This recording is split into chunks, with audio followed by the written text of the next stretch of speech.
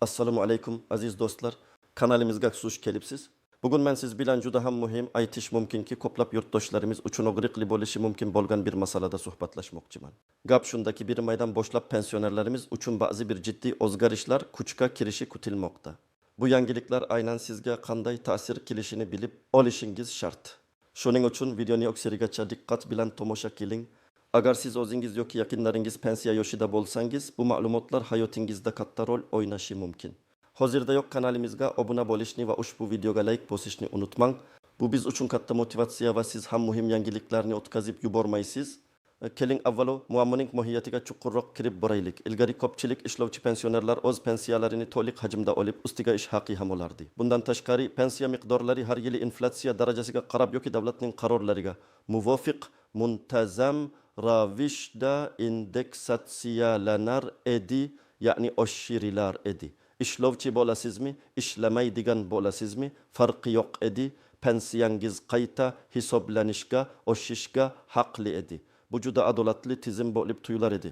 Chunki odamlar nafaqat yoshiga ko'ra pensiya olardi, balki mehnat qilishda davom etib iqtisodiyotga o'z hissasini qo'shardi va buning uchun munosib rag'batlantirilar edi.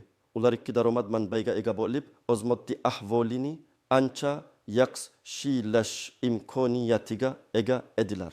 Ko'plab pensionerlar, ayniqsa maoshlari pastroq bo'lganlar, qo'shimcha daromad orqali o'z ehtiyojlarini qondirishar, farzandlariga yordam berishar yoki oddiygina hayot sifatini yaxshilashar edi. Bu shunchaki qo'shimcha mablag' emas, balki ularning jamiyatdagi faolligini saqlashga yordam beruvchi omil edi. Ular o'z bilimlari va tajribalarini yoshlarga o'rgatib, ishlab chiqarish yoki xizmat ko'rsatish sohalarida qimmatli kadr sifatida qadrlanar edi.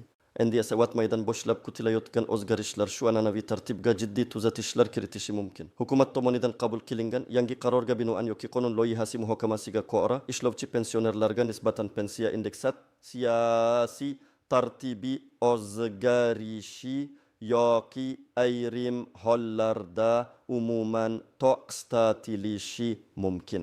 Ya'ni agar siz pensioner bo'la turib biron bir joyda rasmiy ravishda ishlasangiz, sizning pensiyangiz shu sanadan boshlab endi yil davomida oshirilmasligi yoki har qanday qo'shimcha to'lovlardan mahrum etilishi mumkin.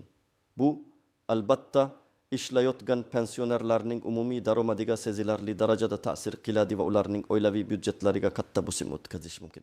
Bu o'zgarishning asosiy sabablari sifatida davlat byudjetidagi yo'qni kamaytirish, pensiya tizimining barqarorligini ta'minlash hamda ish o'rinlarini yosh kadrlar uchun bo'shatish kabi omillar ko'rsatilmoqda. Lekin bu shu bilan birga ko'plab pensionerlarning hayot sifatiga salbiy ta'sir ko'rsatishi mumkin bo'lgan jiddiy oqibatlarga olib kelishi shubhasiz. Keling, endi kimlar xavotirlanishi kerak va kimlar ushbu yangiliklardan nisbatan xotirjam bo'lishi mumkinligini aniq tushuntirib beraman. Birinchidan, kimlar xavotirlanishi kerak? Asosan bu o'zgarishlar rasmiy ravishda biron bir joyda mehnat faoliyatini davom ettirayotgan pensionerlarga ta'sir qiladi.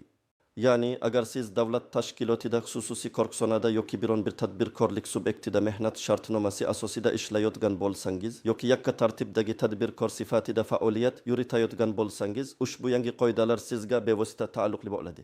Bu degani sizning pensiyangiz miqdori endi avvalgidek yillik indeksatsiya jarayonidan o'tmasligi yoki maxsus qo'shimcha to'lovlardan mahrum bo'lishingiz mumkin. Masalan, agar sizning pensiyangiz 1,5 million so'm bo'lsa va siz bo'xtamaygacha o'tkazilgan indeksatsiya natijasida pensiyangiz oshgan bo'lsa, endi keyingi indeksatsiyalarda, masalan yil oxirida yoki kelgusi yilda sizning pensiyangiz qayta ko'rib chiqilmasligi mumkin. Bu esa inflyatsiya sharoitida pulning qadrsizlanishi hisobiga sizning sotib olish qobiliyatingizni pasaytiradi. Ikkinchidan, kimlar xavotirlanmasligi mumkin? Agar siz pensioner bo'lsangiz va hech qanday rasmiy ish faoliyatini olib bormayotgan bo'lsangiz, ya'ni faqatgina pensiya hisobiga yashayotgan bo'lsangiz, Bu o'zgarishlar sizga bevosita ta'sir qilmaydi. Sizning pensiyangiz avvalgidek barcha indeksatsiyalardan o'tib, davlat tomonidan belgilangan tartibda oshirib boriladi. Bundan tashqari nogironlik pensiyasini oluvchilar, boquvchisini yo'qotganlik pensiyasini oluvchilar, ba'zi bir maxsus xizmatlari uchun pensiya oluvchilar ham ushbu yangi qoidalardan istisno qilinishi mumkin. Biroq bu istisnolar har bir holatda alohida ko'rib chiqilishi va rasmiy hujjatlarda aniq ko'rsatilgan bo'lishi kerak. Bu albatta aholining eng zaif qatlamlarini ijtimoiy himoya qilishga qaratilgan muhim chora hisoblanadi. Shunday bo'lsa-da, barcha istisnolar ro'yxatini batafsil o'rganish zarur. Keling bir nechta aniq misollarga murojaat qilaylik. Tasavvur qiling, Otabek aka 65 yoshda. U muhandis bo'lib 40 yildan ortiq ishlagan. Hozirda u pensiyada va qo'shimcha daromad uchun xususiy korxonada part-time ishlaydi. Oyiga 40 million so'm maosh oladi. Uning pensiyasi 2 million so'm. Yetmaygacha uning pensiyasi yillik indeksatsiya bo'yicha deylik 10% ga oshirilgan bo'lsa, u 200 ming so'm qo'shimcha olib, pensiyasi 2,2 million so'mga aylangan bo'lar edi. Yangi qoida kuchga kirsa, u ishlayotgani sababli uning pensiyasi 2 million so'mligicha qolishi mumkin va bu 10%lik oshishdan mahrum bo'ladi. Natijada har oy 200 ming so'm yo'qotishga duch keladi. Yiliga bu 2,4 million so'm degani. Bu miqdor Otabek akaning oilaviy byudjetiga sezilarli ta'sir qiladi, chunki har oy oziq-ovqat, kommunal to'lovlar va dori-darmon xarajatlari ortib bormoqda. Uning umumiy daromadi endi 5,2 million emas, balki 5 million so'm bo'ladi. Boshqa bir misol, Dilfuza opa 80 yoshda. U uzoq yillar o'qituvchi bo'lib ishlagan. Hozir pensiyada va nabiralariga qarab uyda o'tiradi. Hech qayerda ishlamaydi. Uning pensiyasi 1,8 million so'm. Yangi qoidalar unga ta'sir qilmaydi. Uning pensiyasi avvalgidek barcha indeksatsiyalardan o'tadi va masalan 30% ga oshsa 190 ming so'm qo'shilib 1,98 million so'm bo'ladi. Uksavotirlanishga asos yo'q. Bu misol shuni ko'rsatadiki, bu yangiliklar ishlovchi va ishlamaydigan pensionerlar o'rtasida sezilarli farqni yuzaga keltiradi. Uchinchi misol, Ahmad aka 70 yoshda u yakka tartibdagi tadbirkor sifatida mayda-chuyda savdo bilan shug'ullanadi. Uning pensiyasi 1,7 million so'm. U tadbirkorlik faoliyatini rasmiy ro'yxatdan o'tkazgan va soliq to'laydi. Bu ham rasmiy ish hisoblanadi. Shuning uchun yangi qoidalar unga ham ta'sir qiladi. Uning pensiyasi indeksatsiyadan chetda qoladi. Ahmad aka shu pulga oilasini boqishga harakat qiladi va har bir tiyin uning uchun muhim.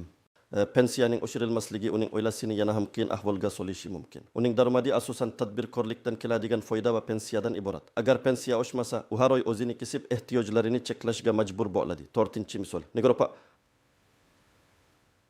yoshda aldatat nogironlik pensiyasini oladi va ayni paytda u kichik bir kompaniyada boksgalter bo'lib ishlaydi, lekin bu uning nogironligiga to'sqinlik qilmaydi. Agar nogironlik pensiyasini oluvchilar uchun istisno qoida mavjud bo'lsa, Nigora opaning pensiyasi indeksatsiyadan o'tishda davom etadi.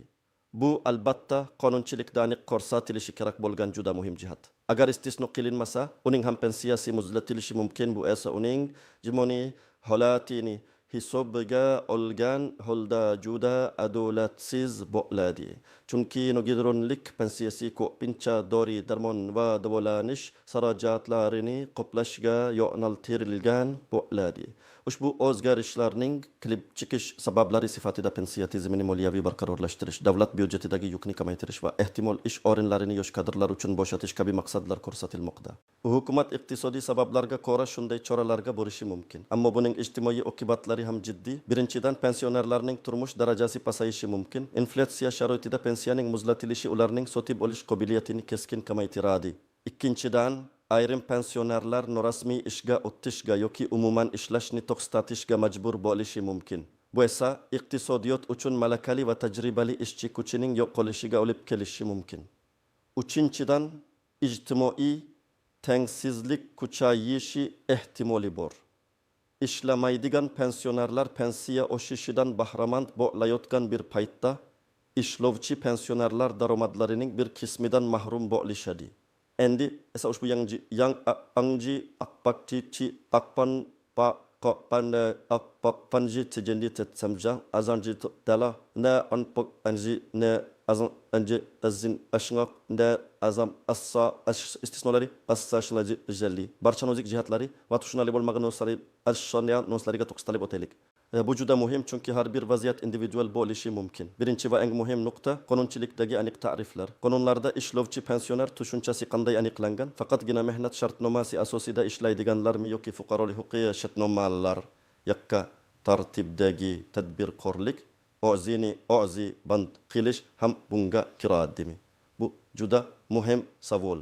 Agar qonun faqat mehnat shartnomasi asosidagi ishlarni nazarda tutsa, unda fuqarolik huquqiy shartnomalar asosida ishlaganlar yoki o'zi band qilganlar pensiya indeksatsiyasini olishda davom etishi mumkin. Lekin agar ishlovchi pensioner deganda har qanday rasmiy daromad manbaiga ega bo'lgan shaxs tushunilsa, unda ko'pchilik bu cheklovga tushib qoladi. Bu aniq tafsilotlarni Davlat pensiya jamg'armasi yoki bandlik va mehnat munosabatlari vazirligining rasmiy izohlaridan bilib olish zarur.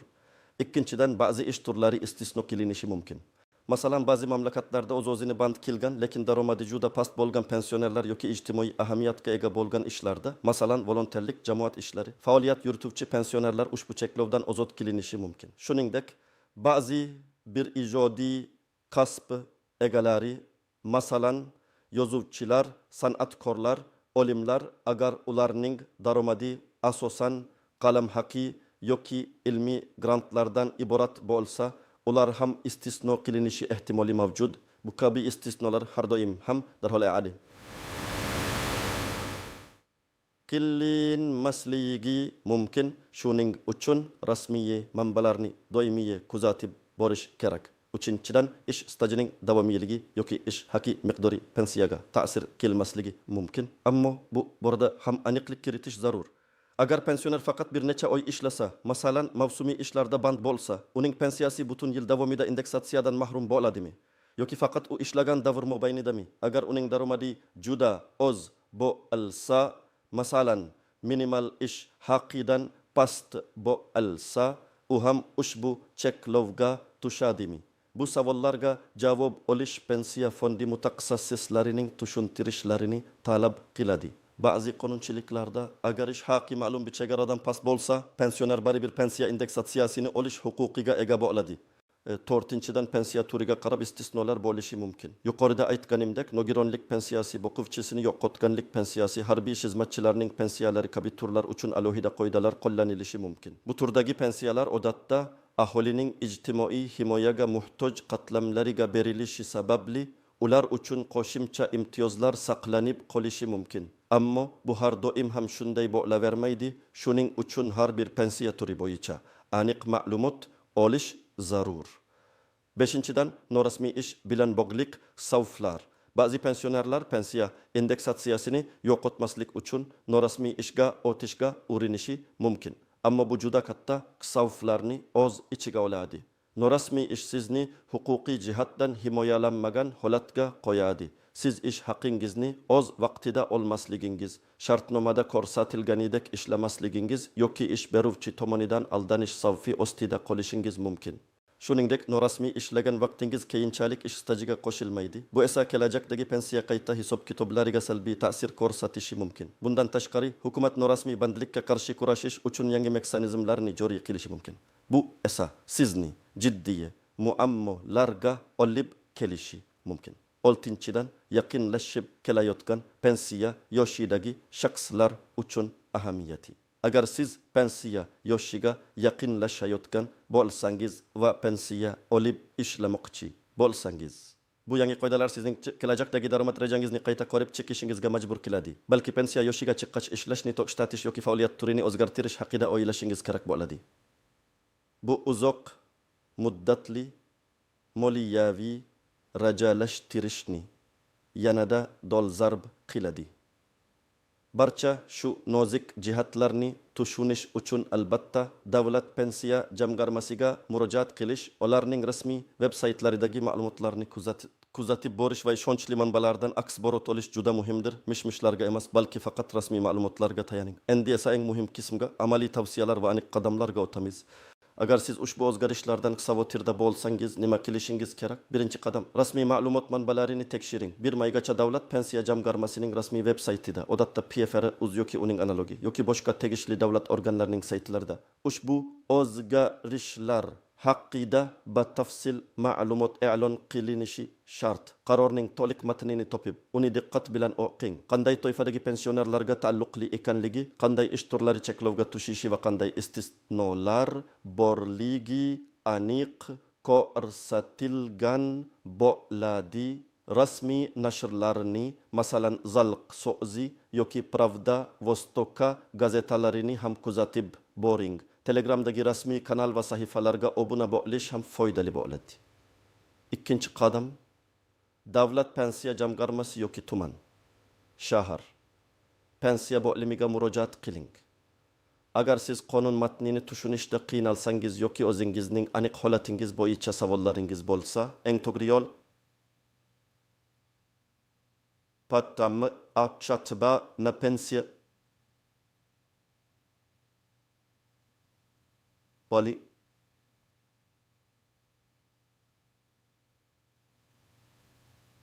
shaxsan borish yoki ularning ishonch telefonlariga qo'ng'iroq qilish. U yerdagi mutaxassislar sizning holatingizni tushuntirishlari va aniq tavsiyalar berishlari kerak. Murojaat qilayotganingizda savollaringizni oldindan tayyorlab oling. Masalan, men A korxonada ishlayman, pensiyam B miqdorida. Bu o'zgarishlar menga qanday ta'sir qiladi? Yoki men yakka tartibdagi tadbirkorman. Men uchun ham shu qoidalar amal qiladimi? Kabi aniq savollar bering. Uchinchi qadam, zarur hujjatlarni tayyorlang. Agar pensiya bo'limiga murojaat qilishga qaror qilsangiz, shaxsingizni tasdiqlovchi hujjat, amma babasi bo'ltamarki, jannat sachi proportion pasporti certificate, mana tatsatna pensiya guvohnomangiz va agar ishlayotgan bo'lsangiz, mehnat daftarchangiz yoki mehnat shartnomangizning nuskasini o'zingiz bilan olishni unutmang. Ba'zan ular ish joyingizdan ma'lumotnoma ham talab qilishlari mumkin. Barcha hujjatlarning nussalarini tayyorlab qo'yish maqsadga muvofiq. To'rtinchi qadam, agar siz ishlovchi pensioner bo'lsangiz, moliyaviy rejangizni qayta ko'rib chiqing. Agar sizning pensiyangiz endi indeksatsiyalanmasa, demak inflyatsiya sharoitida uning real qiymati kamayib boradi. Bu holatda sizning oilaviy byudjetingizga tushadigan yukni hisobga olishingiz kerak. Xarajatlaringizni optimallashtirish, ehtimol qo'shimcha daromad manbalarini izlash, rasmiy bo'lmagan, lekin xavfsiz va qonuniy yo'llar, masalan, bog'dorchilik, hunarmandchilik yoki onlayn xizmatlar haqida o'ylash va moliyaviy zaksira yaratish juda muhim. Agar imkoniyatingiz bo'lsa, kichikroq miqdorda bo'lsa ham jamg'arma yaratishga harakat qiling. 5-qadam, ish joyingiz bilan maslahatlashing. Agar siz ishlayotgan bo'lsangiz, ish beruvchingiz yoki kadrlar bo'limi bilan suhbatlashing. Ular yangi qonunchilik bo'yicha ma'lumotga ega bo'lishlari va sizga qanday tavsiyalar bera olishlari mumkinligini bilib oling. Ba'zan ish beruvchilar o'z iqtisodiyotlarini qo'llab-quvvatlash uchun ma'lum choralar ko'rishlari mumkin. 6-qadam, huquqiy maslahat oling. Agar vaziyat murakkab bo'lsa yoki siz o'z huquqlaringiz buzilayotganini his qilsangiz, huquqshunos yoki yuristga murojaat qiling. Ba'zi tashkilotlar pensionerlar uchun bepul huquqiy yordam ko'rsatishi mumkin. Mutaxassis sizning holatingizni chuqur tahlil qilib, qonuniy yo'llar orqali himoya choralarini ko'rishga yordam beradi. 7-qadam, ijtimoiy tarmoqlar va jamoat tashkilotlarini kuzatib boring. Ba'zi jamoat tashkilotlari yoki faollar guruhlari pensionerlarning huquqlarini himoya qilish uchun birlashishi mumkin. Ularning faoliyatini kuzatib borish va kerak bo'lsa, ularning harakatlariga qo'shilish sizga ham yordam berishi mumkin. 8-qadam, sog'ligingiz didaktika, direptatata, inta, ininen, kendizita, paga, nidia, azabapa, azab, niyatijitiba, pundano, diritas va precedere, jiripaza, indiajatip dengannya. Azabashat tasat, kazatas sakande da akademoliaviyata, unjavi stres, inson sog'ligida kama salbiy ta'sir ko'rsatadi. Bu keyin davrda asabiylashmaslikka, tinchlanishga va sog'ligingizga alohida e'tibor berishga harakat qiling. To'g'ri ovqatlanish, jismoniy faollik va yetarli uyqu stressni kamaytirishga yordam beradi. Xulosa qilib aytganda, aziz do'stlar, yer maydan boshlab ishlovchi pensionerlar uchun pensiya indeksatsiyasiga oid muhim o'zgarishlar kutilmoqda. Bu sabr ko'pchilik uchun yomon yangilik bo'lishi mumkin, ammo vahima qilishdan ko'ra vaziyatni to'g'ri baholash va to'g'ri choralar ko'rish muhimdir. Rasmiy ma'lumot manbalarini tekshiring. Davlat pensiya jamg'armasiga murojaat qiling. moliyaviy rejangizni qayta ko'rib chiqing va zarur bo'lsa huquqiy yordam oling. Esda tuting, har qanday vaziyatdan chiqish yo'li bor. Umid qilamanki, bugungi video siz uchun juda foydali bo'ldi. O'z fikrlaringizni, savollaringizni va bu boradagi tajribalaringizni izohlarda yozib qoldiring. Bu boshqa tomoshabinlar uchun ham juda muhim bo'lishi mumkin. Videoga like bosishni va kanalimizga obuna bo'lishni unutmang. Kelajakda ham shu kabi muhim va foydali ma'lumotlarni sizga yetkazishda davom etamiz. O'zingizni ehtiyot qiling va sog' bo'ling. Keyingi videolarda ko'rishguncha sayr.